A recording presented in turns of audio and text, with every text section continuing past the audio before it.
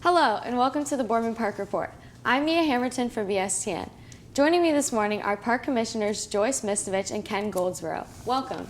Thank you. Hi, Mia. Thanks for having us. Mr. Goldsboro, Boardman Park has a levy on the ballot this November. Can you give me the details? Sure, and thanks for having us. On November 5th, during the general election, Boardman Park will have on the ballot a .3 mil renewal levy. And please let me emphasize that it's a renewal, which means no new taxes for our residents. How much will the levy renewal cost the average Boardman taxpayer? The renewal of this existing 3/10 mil levy will actually cost the homeowner of a $100,000 home $7.37 a day, which comes out to 2 cents a day, which we like to say, for pennies a day, you can support our beautiful green oasis and helping keeping it green. So for Boardman Park, we have the pie chart up on the screen, and you can see that. And Boardman Park, as you will see, is the smallest piece of the pie.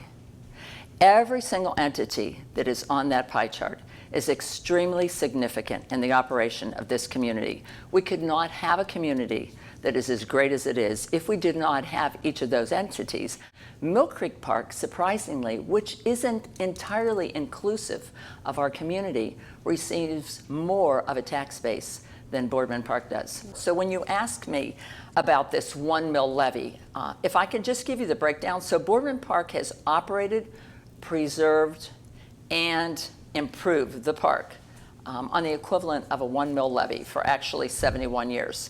You know, so the park started in 1948, yet we have increased our visitors to this past year. We had 500,000 people that came through the park. All of that is part of maintenance of keeping the park green and keeping the park as it needs to be for those visitors. Mr. Goldsboro, how important is the renewal levy to the park? Well, it's crucial. It's 20% of our annual budget, the revenue generated from the levy, which is about $226,000. Over and above that, the importance outside of dollars and cents is we need to keep Boardman Park a recreational center and a natural resource center for the individuals in Boardman. If you go to the park any summer evening, if you go on a Thursday, you're going to take a walk through the park and you're going to see a concert, music in the park. You're going to see individuals at the dog park. You're going to see individuals using our 18-hole disc golf course. You're going to see people playing bocce, volleyball, tennis, pickleball. So it really is a destination area for a lot of Boardman residents. And the stress, you know, that we're feeling budget-wise is coming from a number of factors. One, you know, the park revenue generated from state and local government has been reduced from budget cuts that they're incurring now. You know, there's no adjustment for inflation over the last 10 years. The CPI index is up 19%, so we have to incur those cost adjustments. And Joyce had mentioned too, the attendance. I mean, over the last 10 years, our attendance at the park's up 55%. We had 540,000 visitors to the park in 2018. So with all those costs increasing, it's imperative, it's really crucial for this levy to get renewed. So for pennies a day, what benefits are provided by the park for our community? We have so many benefits that are provided by Boardman Park, and I think the one and foremost one is that we preserve public land. We're proud to say that we're not putting up more asphalt and paving green space and all of that, but we are preserving that green space. So we have, again, 243 acres of beautiful green space, which is a recreational haven right in the heart of Boardman. So we have all this commercialization around us, but we have this green space that we're preserving. So the park, what's extremely important to the park and really life's essential elements is the fact that we are making water clean.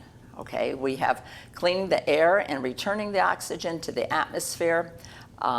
We provide a habitat for wildlife and biodiversity and ecological oxygen to the atmosphere, returning that, and providing also the ecological integrity of our community. So there's approximately 36,500 trees in Boardman Park. Within the whole entire span of the 243 acres. So these trees intercept about 14.5 million gallons of stormwater each year, which are removed the atmospheric carbon. So the situation of this is extremely beneficial to our entire environment. As we saw this summer and spring with all the floods and the problems with all of this water and the streets being flooded, there is so much concrete and so much asphalt that cannot be absorbed into the environment. So the park has all of this space that we're actually preserving our land. We also, as I said, preserve the wildlife habitat. So as Ken was talking about, we have 183 acres that are natural habitat, and that's a sanctuary for plants and animals and so on. And it's really excellent for our community. And we have 4 miles of walking trails, which are provided throughout the front of the park with our North Trail, which are visible as you walk through. And as Ken said, listening to concerts or whatever we have the walk through the park that's coming up now with October and pumpkin carving and so on. We also enrich the quality of life because Boardman Park is a recreation haven for the community by providing such a diverse footprint of educational, recreational opportunities. We have a green oasis which facilitates our social interactions. So critical to moving forward is people that come to the park come there, excuse me, to socialize, to mix with other people, to be part of what goes on and look forward to the events that happen, not just each season, but weekly.